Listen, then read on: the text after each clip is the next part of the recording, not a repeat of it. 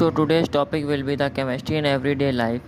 तो हम लोग आज बात कर रहे हैं chapter chemistry in everyday life में नीट में प्रीवियस ईयर क्वेश्चन जो आए हुए हैं नीट एग्ज़ामिनेशन में। तो ये चैप्टर काफ़ी इम्पोर्टेंट है नीट के लिए, क्योंकि इससे हर एक ईयर में क्वेश्चन आए हैं केमिस्ट्री इन एवरीडे लाइफ से। तो आप देखिए, पहला क्वेश्चन हम बात कर रहे हैं पहले PYQs की, जो नीट में आया हुआ है नीट 2014 में। Artificial sweetener which is stable under cold condition only is.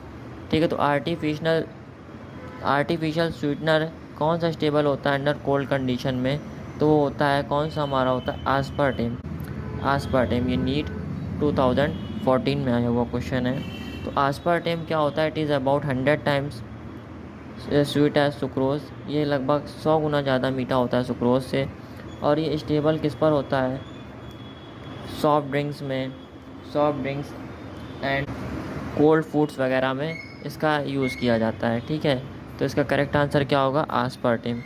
फिर दूसरा PYQ था bithionol is generally added to soap as an additive function as an. तो अगर हम लोगों को थोड़ा सा बायोथायोनॉल के बारे में पता हो तो बायोथायोनॉल क्या होता है?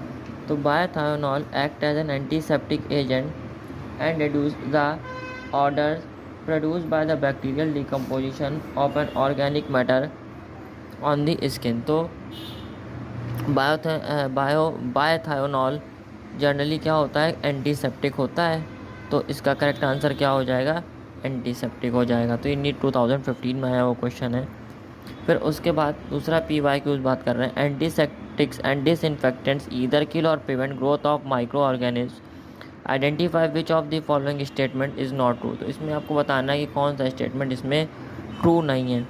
ठीक है, तो पहला हम बात कर रहे हैं कि dilute solutions of boric acid and hydrogen पर ऑक्साइड आर स्ट्रॉन्ग। तो ये रॉन्ग है, तो ये ट्रू नहीं है, तो ये वाला ऑप्शन करेक्ट हो जाएगा। ठीक, बाकी सब देखिए करेक्ट है। क्योंकि disinfectants harm the living tissue, ये करेक्ट है। 0.2% सोल्यूशन फिनॉल का एंटीसेप्टिक की तरफ वर्क करता है और 1% सोल्यूशन एक्ट एज डिसइंफेक्टेंट की तरफ वर्क करता है। Chlorine iodine are used as strong disinfectant. तो इसमें जो नॉट ट्रू था वो फर्स्ट ऑप्शन होगा, answer A will be correct. तो ये नीट 2013 में क्वेश्चन आया हुआ था। तो ईयर आफ्टर ईयर इसके क्वेश्चंस आते ही रहते हैं, मतलब लगातार कॉन्जिक्यूटिव ईयर्स में इसके क्वेश्चन आते हैं, लगातार आते ही रहते हैं नीट में। तो ये चैप्टर काफ़ी इंपॉर्टेंट है, chemistry in everyday life. Thank you for watching. Please like, subscribe and share my channel.